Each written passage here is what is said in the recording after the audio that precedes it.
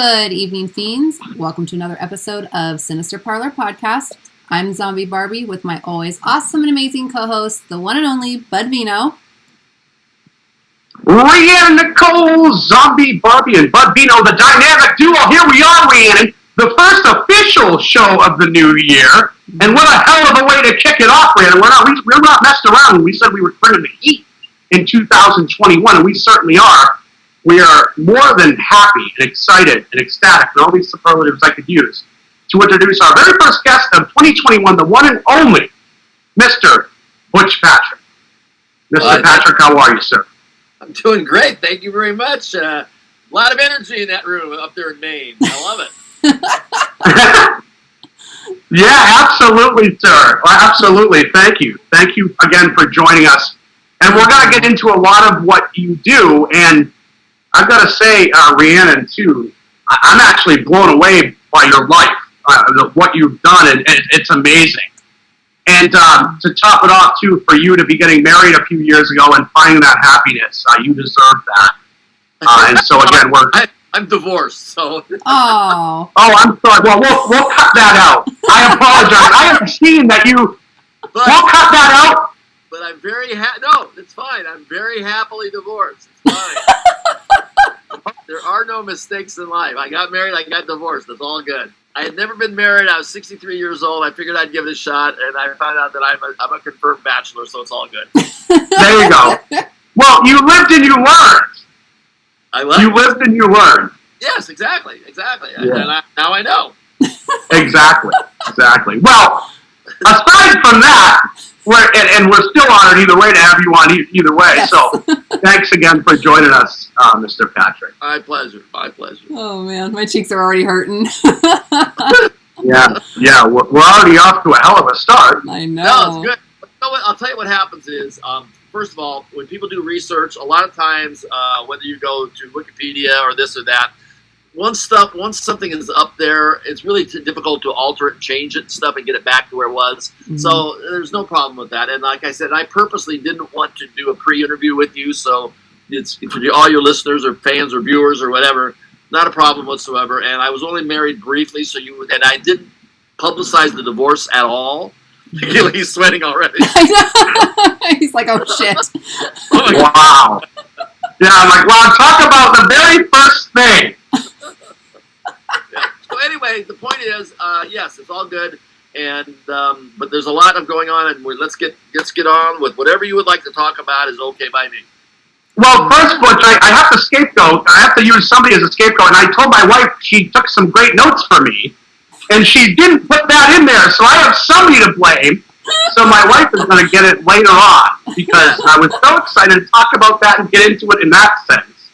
So, Allison, you're in trouble after the show. Oh, man. She might have to take a pay cut for that one. It's got to get better from here, right? Yeah, definitely. Yeah, absolutely. Nowhere to go but up. We got Eddie Munster on the show. This is like incredible. Yeah, absolutely. But I know there's probably no one out there that doesn't know Eddie Munster. Yeah. That knows Eddie Munster? Everybody knows Eddie Munster. Oh. Yeah, everybody knows it. Yeah, you did that for a lot of episodes. Yeah, well, it's funny.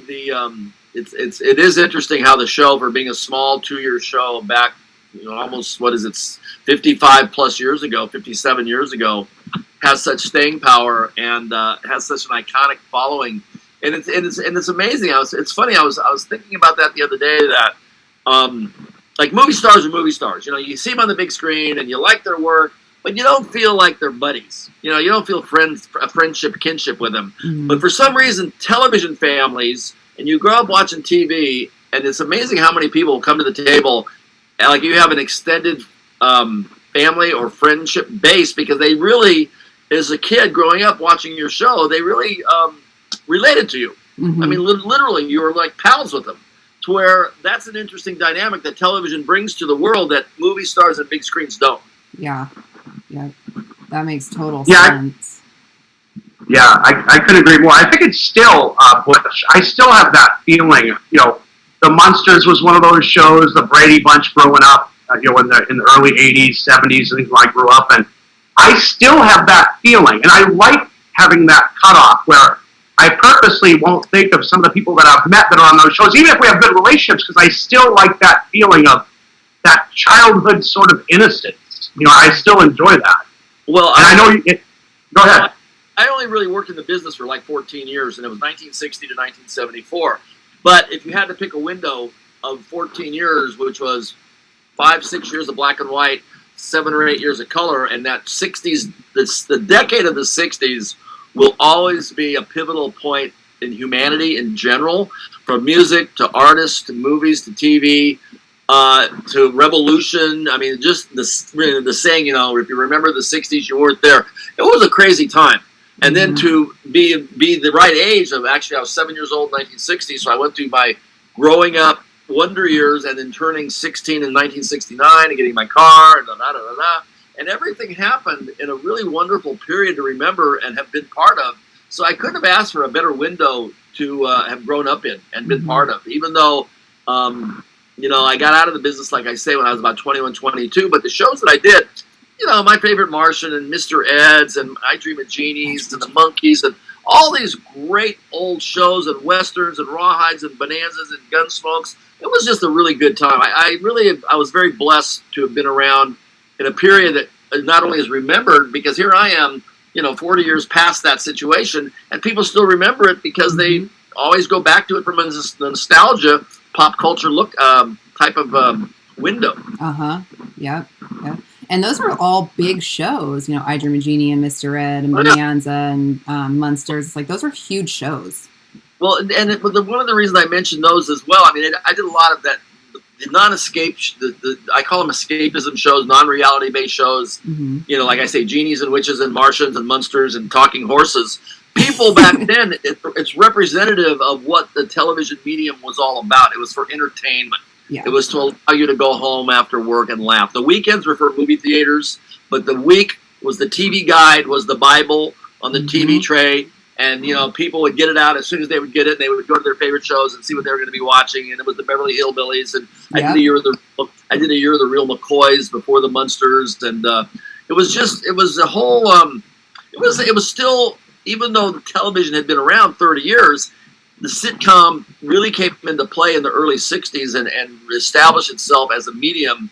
Before that, most television shows were kind of like radio shows that you could see. They were like, it wasn't really a format as of yet. But once the sitcom hit its stride, then it became extremely popular. And people really, they ate TV, they ate their dinners watching television, hence the TV tray, hence the TV dinners.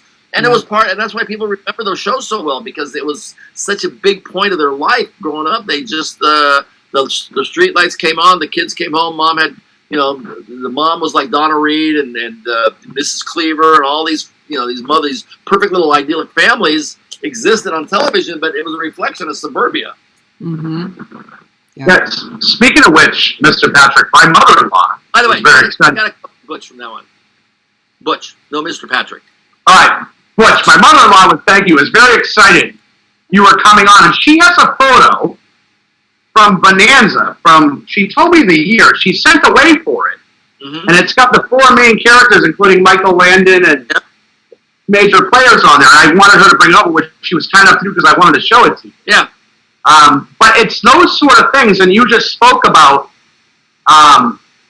what you just spoke about people, really kind of being into it back then, and sitcoms first coming of age, and this is a prime example because she was young and sent away for this and really looked forward to those shows for that, as you said, escapism, that way to kind of get away and have that fantasy. Westerns were always real popular, and I always enjoyed doing westerns because usually when you did a western, you had a very good chance that you could wear dirty Levi's and boots, and you weren't like, you were a kid, you were out, maybe once in a while you'd ride a horse, you'd be outside, and they were fun to do. I could ride a horse. My uncle was a jockey, my other uncle was a trainer, and my other uncle supplied horses to the studio. So a lot of times when you're 8 or 9 and 10 years old and you could ride a horse in Hollywood, it came in handy for westerns. Yeah. And I always enjoyed doing westerns. I only did 7 of them, but I did Rawhide, and I did 2 Bonanzas and 2 Gunsmokes and a Daniel Boone and a Death Valley Days. Wow. If I can ask you, Butch, did you find it, since you did the Munsters for so long in that role and you were young, did you find the transition difficult into other roles, and just in terms of your acting, because you did that other role for so long, or was it easy to get into other roles and other people?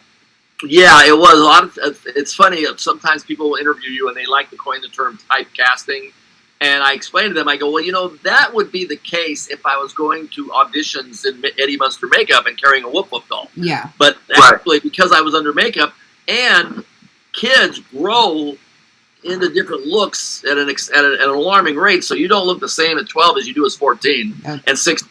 But what's hard is to get from like a 16 to a leading man stage. It's once you're an adolescent to get to the adult thing, it's a tough transition where a lot of kids fall off. I didn't fall off. I never really wanted to be an actor. I had other plans. I wanted to be a race car driver, so I never really planned to be in the industry past the time, I was 18, 19. And then what happened was I was old enough to be in the last year of the Vietnam lottery.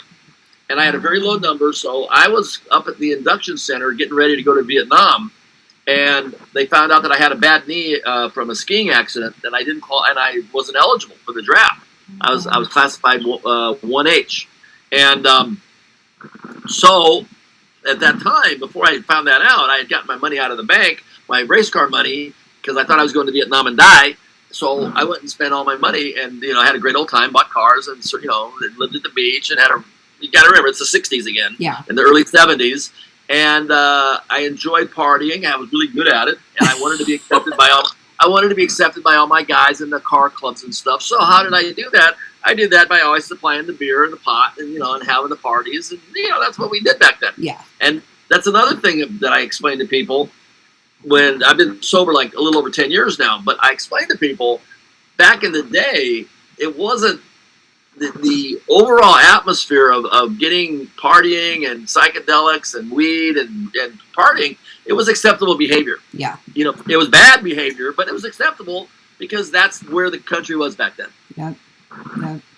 Some of us just stayed with it longer than we should have. Well, for me, but I always find too. I don't even believe in the word regret. It's all experience. Mm-hmm. It's like I never, even at the time. Sometimes it's hard when you're in the moment. You think it's the worst thing in your life, but later on, as you age and kind of mature and things kind of become more clear, you realize that some of those things had to happen, or you wouldn't grow. I'm thankful for all of it. One of the things that made it easy, because I went into recovery at 57 years old. That's kind of old to decide that you've had enough and you switch gears. But one of the things that allowed me to do it, adjust well into that, was the fact that there are no mistakes, and you get spiritual, and you look at the whole picture, so you don't keep looking back over your shoulder with the woulda, coulda, shoulda years. You say, here's where I'm supposed to be. It's life experience. It's a learning process, and you look forward and you move forward. Yeah, definitely. So, how was it? Because that set was so different from anything else that was on TV at that time. What did it feel like being a child walking into a set like that? It was so different and crazy and dark, but homey, and it was just amazing. It's an interesting thing about the Munsters. It was, first of all, there's thousands and thousands of shows that have been filmed, over the years. It's a 60-year window. How many thousands of shows made it and nobody remembers about? Number one. But on paper, when you look at the Munsters and you read when I first read the script and I was invited out for I didn't go on audition. They had already hired a kid, and the networks didn't like the mom and they didn't like the kid, the portrayal. So they decided to recast it with Yvonne DiCarlo for the star power. Mm-hmm. And then the kid was let go, and they brought in another Eddie. My agent got them to fly me in from Illinois. But as I was reading the script, it didn't seem like, to me, I'm only 11 years old, but it seemed to me like, I don't see how this is going to work. From Friendly Monsters, I liked the monster movies Universal did. I didn't see, Bela Lugosi and Boris Karloff being likable monsters, but I had never seen Fred Gwynn and Al Lewis in makeup, and I knew Car 54. But what happened was, it was kind of like, you never really know how it's going to turn out till you get everybody together and you slap them in the room, and it worked. And it was like, it worked really well. But to answer your question, being at studios, I was accustomed to going into sound stages and seeing stuff and this and that.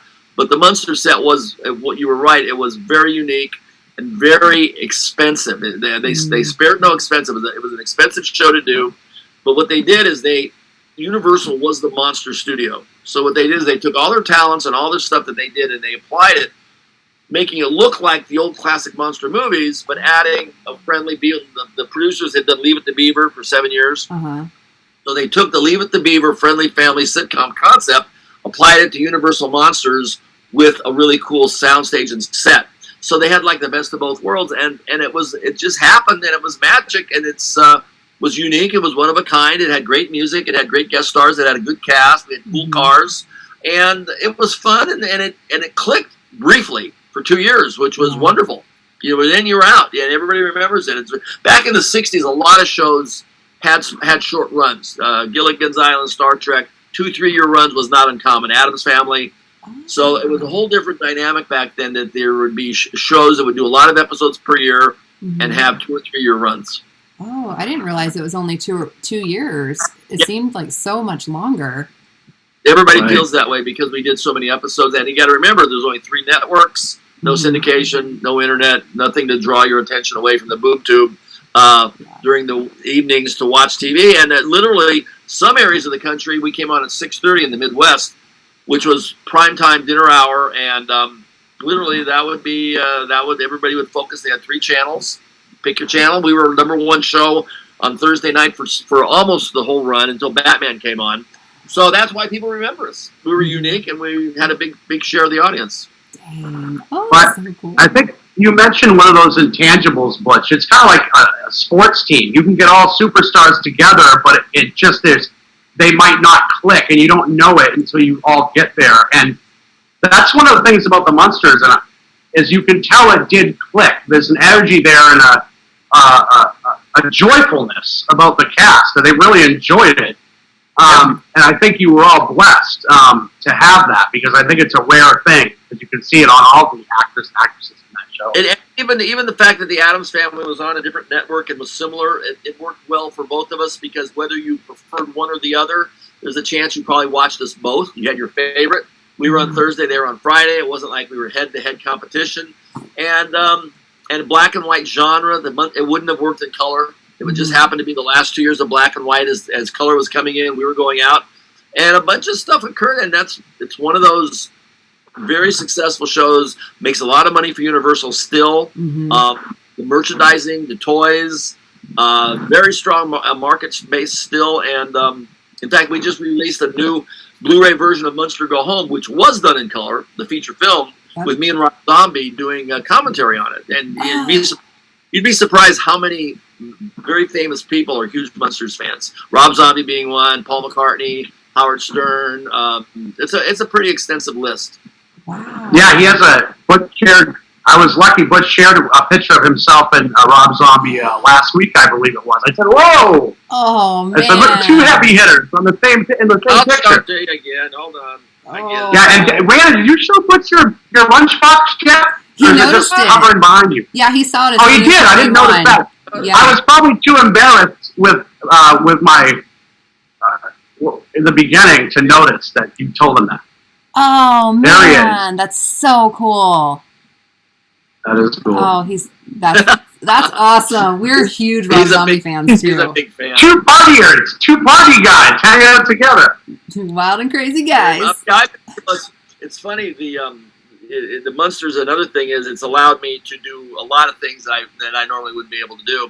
And it's funny because I still have it, but I haven't been active on it. My YouTube channel, because who won't let Eddie Munster interview him? Yeah. So I've been asked by, especially rock stars. I have a very good rapport with a lot of rock stars, and Alice Cooper and Lena Ford and Dee Snider and AC/DC. All these people are all fans of the Munsters, and it's like allows me a lot of latitude to where I can get into places. And I've been very lucky the fact that the show is so well received, and people walking down the street may not recognize me like this, which is great. But if I point out that I was Eddie Munster, and they go, "Oh, now I can see it," I get it now. Where Al Lewis looked like Grandpa with or without his makeup. Yeah, but you know what else it is, Butch? It's that you were on the Munsters, but you're also a fun-loving guy now, and you're appreciative, and you're really candid about your experience and your life, and you're just people want to be around honest people that just kind of put it out there.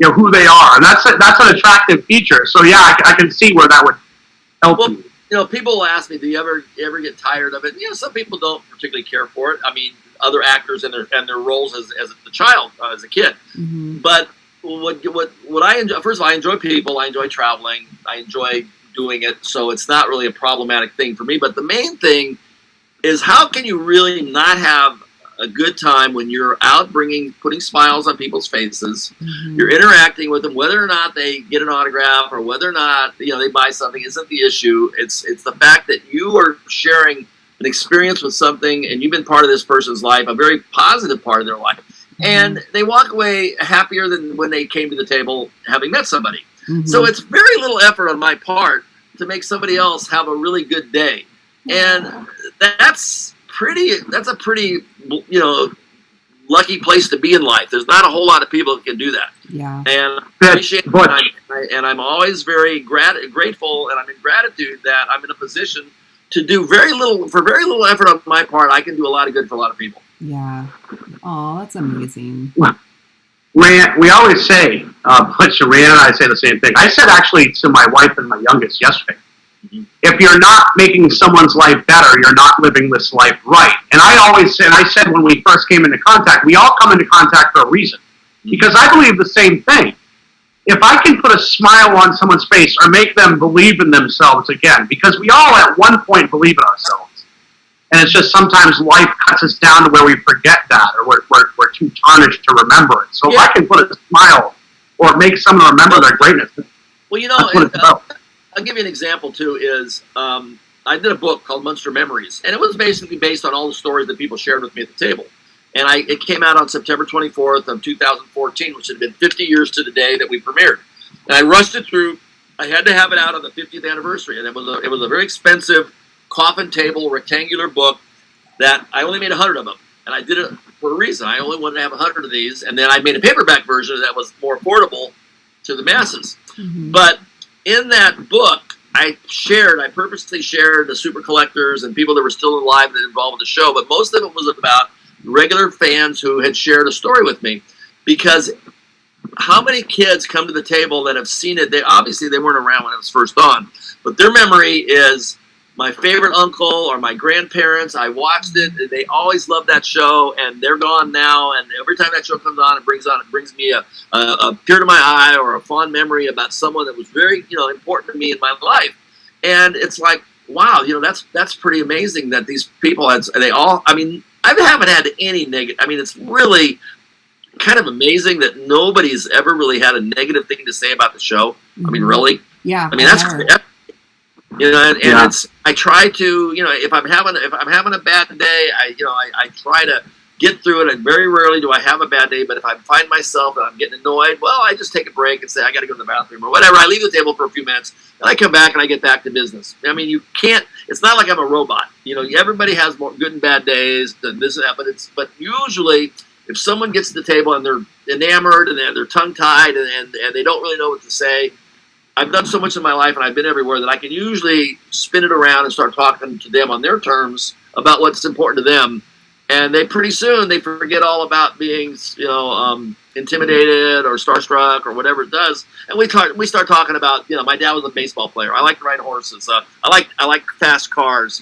Find something of a common denominator that we have, and pretty soon everything's great again. Oh, I love that. But yeah, you're amazing. And it's amazing. You're right, too.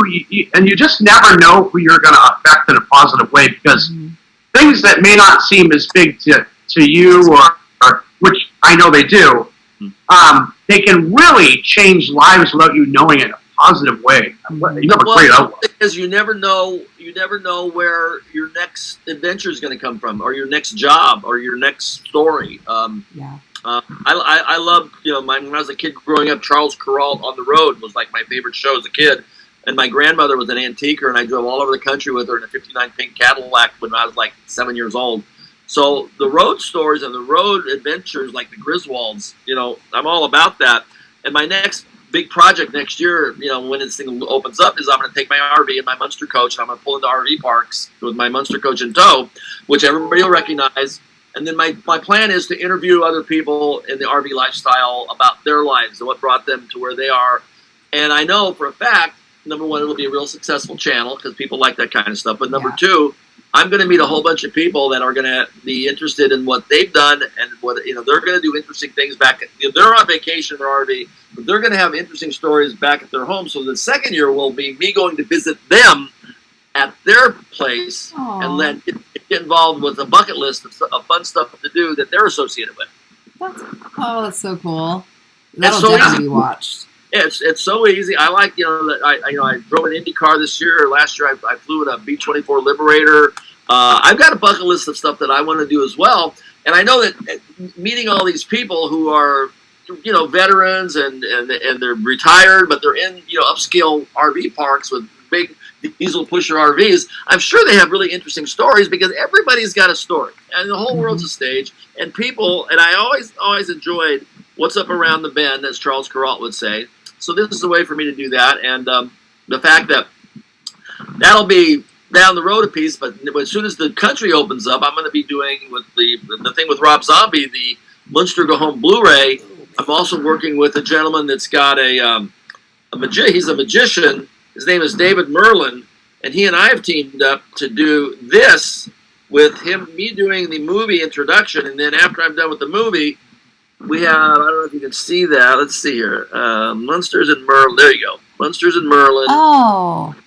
That's awesome. We'll share that on our page, too. Yeah. So what it'll be theaters that have been closed up for the whole year. We're going to come out and we're going to do 4 shows over the weekend. I introduce the movie, do a Q&A. Then while he's setting up his deal, I get a Maryland out of the audience, and I get a guy, and we make him disappear. And we levitate the Maryland, and we put the guy in the coffin phone booth and make him disappear as part of the Munsters and Magic evening. But it's going to be great for theaters that have been really hit hard. Yeah. And we'll go in and we'll help them fire back up and get it going again. So I'm looking forward to hitting the road with the Munsters and Magic with David Merlin and Butch Patrick. Oh, that'll be amazing. Come to Idaho. Leanne, I think we found someone that can surpass my energy level. This guy's crazy in a great way. I love it. Man, great. I'm over on a taker. Yeah. I should have been in marketing. My mom always says when she saw the movie Night Shift with Michael Keaton's character Bill Blazejowski, she goes, "That was your part. You should have been him." Like, that's the idea guy. I was a sales executive for some years, and I can tell you would have been very successful either way. Sales, marketing, whatever you did, you've got that great energy. That's a rare gift, but it's definitely a treat. Yeah. Yeah. I've just been around it all my life, usually being the thing marketed, and now I do the marketing. So that's badass. Oh man, so you'll have to come to my town and Bud's town and do the Munsters and Merlin. I'll bring Marilyn out. Yeah. Yeah. There you go. And we'll get Rob Zombie on with you and have him telling some stories behind the scenes, embarrassing stories of Butch Patrick. Yeah, Rob was great. We had a good time. I had met him about 15 years ago. I introduced him. It was funny. I had a Rob Zombie shirt on, and he had an Eddie Munster shirt on in Philadelphia. And I introduced him, and that was back when I was partying still. So I don't remember a whole bunch of it. Oh. Yeah, well, I've actually seen him in a Munsters shirt before, and now that you say that, he's been a big fan of the Munsters for a while, and I believe on some of his album art, he said some things on the inside CD covers when he put that up. Pretty cool. One of his most popular songs is called Dragula. Yep. Yeah. A great artist appreciating another great artist. Hell yeah. That's awesome. See, the Munsters was always something. So my daughter's 17 now, so we don't watch TV like we used to together and stuff. But when she was younger, when we were able to, get it on, right. I don't think it was Netflix, but I can't remember what we used to watch. They'd marathon it, and that's what we would sit and watch together. And it was nice because that was the time. Cozy. COZI, Cozy TV, had the Munsters for.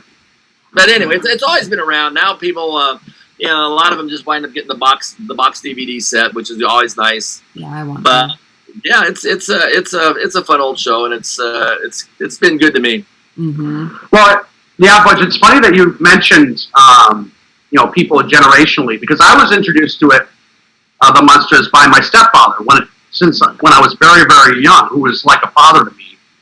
And so when I introduced it to my youngest, that's how I prefaced it, that my dad introduced me to the show. And I also knew at that time we were having you on. Well, actually, when I'd seen it with him a few weeks before that, when we were having you on, I showed him again. I said, see this guy? And I said, he's a little bit older now, but not much. So you might still recognize him. But he was excited. He enjoys the show, too. Talking about stepdads, it's funny. My stepdad at the time doing the Munsters was a professional baseball player. So, off season, this is Kenny. This is my father and son game picture. Aww. And he was, I did read that, Butch, and he was also in the Munsters. Yeah, that's what I was going to say. I got him a job as the catcher in the Herman the Rookie when Fred was trying out, when Herman was trying out for the... He goes, no, not me, Leo. I'm going back to the minors. And Leo DeRocher, the funny part about it was Ken wound up being a Chicago Cub under Leo DeRocher after that. But he came up through the Yankee organization, to the Angels, to the Senators, to the Cubs. And my two brothers, who's the father he is, they are, never got a chance to go to the ballpark because they were like little kids. So I reaped all the benefits of having a stepfather playing professional baseball, going out to the ballpark. So when I wasn't at the studio, I was at the baseball stadiums, and I was a very lucky kid. Mm-hmm. Gosh, yeah, sometimes we're blessed in life sometimes with men that are just great to us. And with what I've said about my stepdad is I was very blessed to have a man who loved me when he had no need to, besides that he loved me. Besides, he chose to and he did. Yeah, and I owe a lot. He passed away years ago, but I owe a lot of what I am to him. Yeah. Mm-hmm. Kenny was a lot of fun. He was a big kid, and playing baseball was wonderful. And he had a big career ahead of him, but he dislocated his shoulder during a game, and he never recovered his throwing arm. And it kind of put a dent. That's why he only played 5 years. He never really achieved the stardom that he was destined for. I always kind of felt bad for him about that. But he was a great guy and a huge personality. A lot of fun. It's awesome. Kind of ironic. My stepdad never reached those levels, but he was in high school. That was his sport, and I had trophies like MVP of the All-Star games. But my point to that was, I wasn't as talented at all when it came to baseball, but I know he wanted me to be. So I played Little League ball, and I didn't have nearly the talent. I wish I did, but I didn't. Yeah, it was funny when I was in Fargo, one of my road trips, Kenny was, I had never been to his grave. So he was because he's from Grand Forks, and him and Roger Maris were high school friends, and they both went to the Yankees together, and then Kenny was Mickey Mantle's roommate in his rookie season. So he's buried in Fargo next to Roger Maris, his lifelong buddy. So here's Kenny's grave, there's Roger Maris's grave. I did one of my segments. It's called Coach. My YouTube channel is called Coach to Coast, spelled with a K, like Munster Coach. Uh-huh. So, if any of your viewers remember that, Coach to Coast on YouTube. Awesome. Yeah, we'll put that in the description below. We'll put in the link. Thank you. Oh, that's awesome. Yeah, definitely we'll do that. I was thinking of your life too, Butch. Like, you need like a 6-part movie series to go over your entire life and your experiences. It wouldn't be wrapped up in a 2-hour or 3-hour movie. That wouldn't be. It wouldn't give it enough. I've had people say that before. I've definitely have. If I croaked right now, I wouldn't feel shortchanged. That's for sure. I've had a pretty amazing life. I've met a lot of amazing people and been through some pretty dark chapters, but some real positive ones too, mostly positive. I'll give you an example. In 1969, I turned 16, August 2nd, week before they landed on the moon. A couple of months before that, I started dating beautiful girls. I fell in love. The moon landing, I got my Mach 1 car. I'm going to school at the Cowsills up in Hollywood Professional, and I take a friend of mine to an interview, and the guy comes out of the interview and spots me, and he goes, "Would you mind reading for this part?" And I was just an Uber for the guy. Mm-hmm. I wound up getting this movie 3 days later. I'm in Brazil for 3 months with no teacher and no parent, starring in a movie that Rhonda Fleming and Paul Bartlett had produced, and that was, you got to remember, this is where I kind of got into my party mode down there while I'm doing the movie. At night in the bar, I'm doing a currency exchange for all the Americans all the sailors on the ships, and then I'm going on the ships and buying up all the cigarettes, bringing the cigarettes off the ship. I got currency exchange going on, and I found out a taxi driver where to get pot. so I'm selling pot at the same time. And I look about 12, but I'm 16 years old in the foreign country, carrying on 3 illegitimate businesses like a black marketer. Over there, you're an entrepreneur, Butch, from the start. My sister at my first year chip, when I got my chip for being sober, she goes, he left America as Richie Cunningham, and 3 months later he came back as John Lennon. Oh, that's awesome. God. So that was just one year. Wow. Right. Well, and the great thing is, but you've lived a full life and you're not even close to done, because we know you've got a lot of things coming up. And I'm going to meet you at some point physically when we're able to get out and about. You are a fun guy. Yeah, thanks. I have a feeling we could definitely chew each other's ear off. Believe it or not, which I can hold a conversation. I know you wouldn't know it, because I'm not the most talkative guy. No, that's sarcasm. Not at all. But yeah, no, you're a hell of a guy. And I think after the opening, I think you got a little gun shy. Well, once my face unreddened, I was fine. But I always say nothing isn't part of the show. See, that's how the universe messes with you. Because I said that to you too. Don't worry, everybody. Everything's fine. And then I was like, oh, that wasn't important. I say, don't worry, man. Don't worry, guys. I'll never buckle. And I'm like, oh, shit. You know, I look forward to being. Alaska is the only state I haven't been in. I've been in Maine before. I've been to Champaign, Lake Champlain, up in Vermont. Oh. Over there. I've been over to Montreal, across the border a couple times. But yeah, Maine's fun. It's especially in a good friend of mine used to live up there on an island, Gunnar Hansen, who was the original Leatherface and a writer, novel writer. He always invited me up there to spend the winter, because he says where he lived, it was so remote that once you go across the bridge and the winter comes, that you're cut off from the rest of the world, which was perfect for a writer. You know, he really enjoyed it. But I said, I don't think I can handle that in front of Gunnar. Thanks anyway. Where in Maine, you can get to some pretty remote places where there's nothing around. You're not, once you're in, if it snows, you're done for a while. Yeah. You got to hunker down and supply up. Mm-hmm. Yeah, Maine's beautiful, though. Where are you living? Where do you live now? Right now, I'm in Manhattan Beach, California. I came out to visit my sister in March.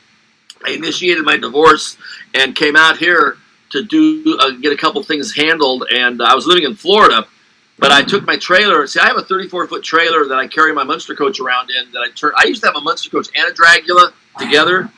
But I would do drag race exhibitions, but I decided to get rid of the Dragula because I only did 4 drag races in 3 years, so it really wasn't cost effective to have both cars. So I sold the Dragula to finance it. I have a Munsters escape room in the front of my trailer. 2 rooms, 5 puzzles with the Munsters overtone and Herman and Grandpa. And, so now when I go places, I have not only my car on display, people walk in the back where the car was, and then they walk into the front 14 feet, which happens to be a 1313 Mockingbird maze, I call it. Wow. Jeez, everything. Yeah, I try to do stuff, because I was sitting there with this giant trailer. I kept looking at it thinking there's got to be something I can do with all this space that's being wasted. So that's what I decided to do. And now, because of the thing with the movie theater thing, I'm not using the trailer anymore. So I basically, the guy that bought the coach has now got the trailer, and he's going to take it on the road to where my escape room will be active, and I'll occasionally catch up to it, and it'll be working the way it's supposed to work, even with or without me. So I'll be doing my theaters, and he'll be taking my trailer and my escape room around at the same time. Oh, man, that's awesome. Thanks. Oh, okay. Yeah, that is incredible. I need some cooler stuff here in Idaho. Some of that needs to come here so I can experience it. Yeah, definitely. Putting that out there. Oh, man. If you ever felt like taking a road trip, cruise on out. Plenty of room. Everybody loves escape rooms, and this is like 13 minutes, and whether you've been in a real professional one or whether you've never been in one, you appreciate it if you've been in a big one, and if you've never been in one, it's a great way to get your feet wet. Yeah, I'm bad at them. I always lose, but they're still fun. This is an easy one. It's only 13 minutes. Most people get out of it about 11 or 12. I've only had to go in and rescue a couple people. I'd be one of them. Okay. I'm like, I can't figure them out, but I can get a few things right. I got a new. There's a new pilot that I think you guys should know about too. It's called Toy Scouts. A gentleman named Joel McGee, who is the Disney expert on Pawn Stars, is a professional toy buyer. He buys old toys, refurbishes them, whatever, repackages them, and sells them. And he and I are doing a TV show where we go around the country. There's a pilot up, and we're shopping it around. But the two of us do something a lot like, sort of like American Pickers, but only with toys and more adventures and bucket list stuff, as well as the toy buying things. So I'm looking forward to that, finding a home to give me some exposure, get me back on the boob tube, so to speak. Yeah. And everybody's just seen the pilot, thinks it's really great, where it's like a sidekick thing, buddy show about toys and collectors and Americana.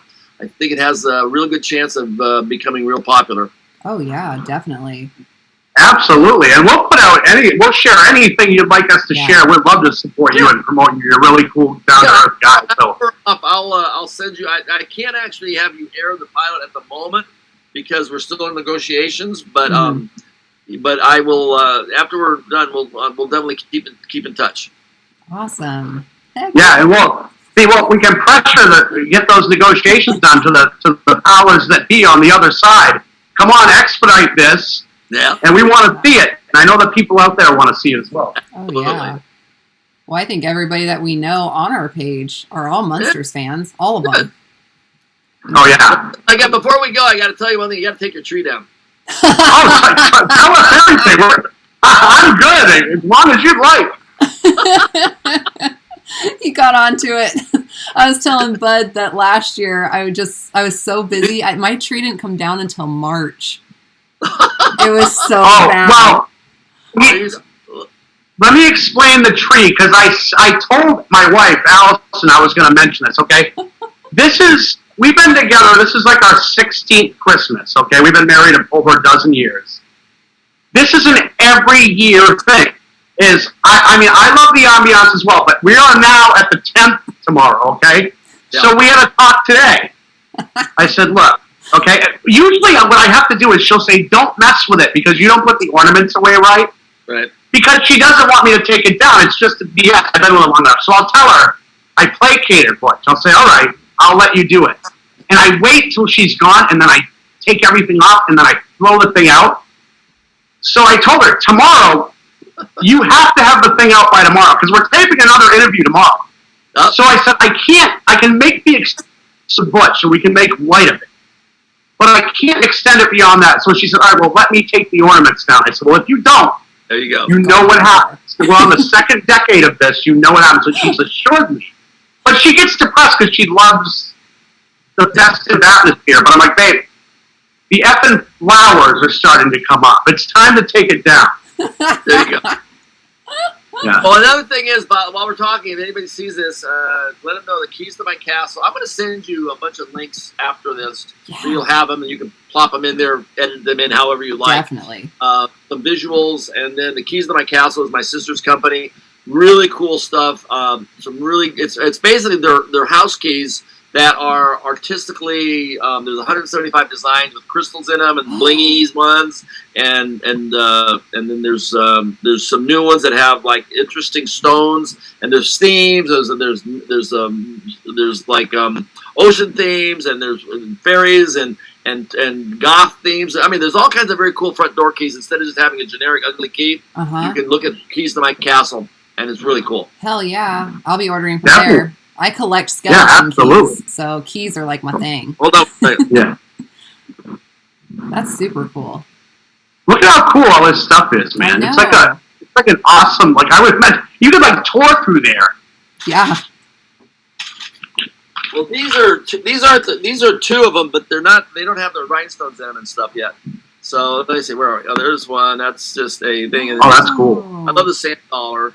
Dang! Oh, they're nice and thick too at the top. Yeah, they're really heavy and pewter, and you can like if you put them in your purse and then you reach into your house key at night, you know exactly where your key is, and if somebody gets in your way, you go like bing. Yep. Oh, there you go. I love it. Multi-purpose. Yeah. So, all right. I really enjoyed it. Thank you for having me, and I appreciate it. Maybe we can do it again sometime, hopefully. That would be great. Absolutely. And Butch, reach out. I'll be talking to you this week, but reach out if you need anything. And again, thank you so much, buddy. We honestly, it's a true honor. Yes. We're really humbled that you came on here and took the time, and we're so just you. And that's what was perfect about it. Thank you. Thank you. Bye. Thank you. It's nice to meet you, and we'll talk to you soon. Take care. You Bye-bye. too. Bye. Thank you, Butch. And could there have been any more energy in that interview and any more fun? That was amazing. He brought so much energy and so many great stories. Like this is like a dream come true. My cheeks are still all flushed feeling. I look pale, but they're flushed. We're very excited, and I'm very excited. He felt comfortable enough to bust my balls on a couple of different occasions, which was great. And so that was good. Thanks again to Mr. Butch Patrick. What a treat. And we're definitely going to connect again. I have a great feeling about the future for Mr. Patrick. He's just one of those guys that, again, has that energy. He's just a winner. Yeah. He's one of those guys that goes out, and again, puts it all out there with just completely himself. And how can't you love that? Oh, yeah, definitely. Yep. Oh, that was fun. Yeah, it was. So we have this show, and next week, Rhiannon, next Saturday night when we get back on schedule, I guess all my pestering and prodding at Mr. Dan Farron's did the trick. Yay! Yeah, because I'm very proud to announce that Mr. Dan Farron's got back to me, and we will be having him on the show next Saturday. Whoop, whoop. So that is exciting, and he is friends with many people, including a friend of the show, Mr. Larry Zerner, Shelley Finkelstein himself. So I have to let Larry know that Dan will be on. We'll be talking tons of trash about him. So we have to watch the show because we're going to get the inside scoop. We're very excited to have Mr. Farron's on. For the few that don't know, to the amazing documentaries Never Sleep Again and Crystal Lake Memories, along with he was the writer of a particular Halloween movie, The Curse of, and a few different names. But we'll talk about that, I'm sure, Rhiannon. Yep. And we'll get into everything because he's done some recent things and he's working on multiple things as we speak. Hell yeah, I'm excited. It's a great weekend. Great start to 2021. Fuck yeah. It is an odd. Yeah, and I knew it was going to see. I had to mention our man Chris Duran because he messaged me during the show with Butch, and I knew the interview would go well because I kept Chris close to my heart. Look, Chris. Aww, bloody knife and all. Yeah, bloody knife and all. So I have my man Chris Duran on, and he sent me a message, probably busting my balls, I'm sure. So I'm excited to open that. We'll give a shout out to Chris. And our man John Mondu, I know we wanted to notice, Rhiannon, that Mr. Bruce Campbell, your husband, is back on the wall. He's back, just for John. John's a fucking Hawkeye, isn't he? He's amazing. Jesus. Yeah, friend of the show, Johnny Mondu. So, yes. Yeah, what an awesome show, Rhiannon. Per usual. Mm-hmm. Yeah. Oh, and we want to thank a few different people, too. Jay, for facilitating this interview with Mr. Butch Patrick. I appreciate it very much, as I said, behind the scenes, buddy. Thank you very much. To Mr. Ryan Brochu, we got to mention Ryan, too, Rhiannon. Yeah. Out there at Daddy's Fight Canada, huge supporter of the show. Ryan, we love you. And, of course, we got to mention Sinister Parlor podcast father of the show, Mr. Norm Brochu, also out there in Canada. Sam Fowler, always being supportive. The aforementioned John Montu. My mother-in-law, Phyllis. I guess I'm doing the shout-outs. I'm just flowing. Yeah, you're doing great. Yeah, my wife, as usual, thank you for being born, baby. My two boys, thank you, boys, for being born. And everybody out there, chins up. I'll give a shout-out to my friend Lori Damon out there. Lori Damaris in high school. Her married name is Lori Damon. But she's a big fan of the older shows, too. Oh, yay. And so she was very excited about Butch Patrick, and she likes all those old shows, like the Andy Griffith Show and all these things like that. Mm-hmm. I don't know when we got old, but I think we've always been old. You know, like we like those old shows now. Yeah. We become like, I don't know. It's a great thing. So give a shout out to people that are supportive, like Lori out there. And hopefully you appreciated the interview with Mr. Patrick. So I know we did. Oh, yeah. Hell yeah. All right. My turn? Go for it. I'm like, I assume because you're taking a drink, so I think so. Yeah, I am breathing. I guess I'll let you speak for a minute. You're like, here's your cue. Yeah. All right. So I want to thank Butch Patrick, of course, for coming on. This has been amazing. He was a childhood favorite. It's like I was telling him how, me and my daughter used to watch it together, and, I used to watch it with my mom. It's just, I've always loved the Munsters. So this was an incredible dream come true. So thank you very much. Always want to thank you, Bud, for being my co-host, my partner in crime, my best friend, my family. I love you so much. Love your family. You're just amazing. You're always there when I'm up, and you're always there when I'm down. So thank you for everything. Want to thank My Indie Productions, Ty Guberman, for always supporting our show, always keeping on my ass to make sure if I have something done or not. He's always like, hey. So thank you so much. Everybody check out their website, and they do have a store now with merchandise. You buy from them, and it helps to keep him able to keep supporting us. Every little bit helps. He supports every indie artist, actors, directors, producers, just everybody. And he also has his own stuff in the works as well. He's got 3 movies out. He's trying to make another one. It's, I believe, so Ivy, Third Temple, and Dolphin are all already out. They're in festivals right now, doing great. So congratulations, Ty.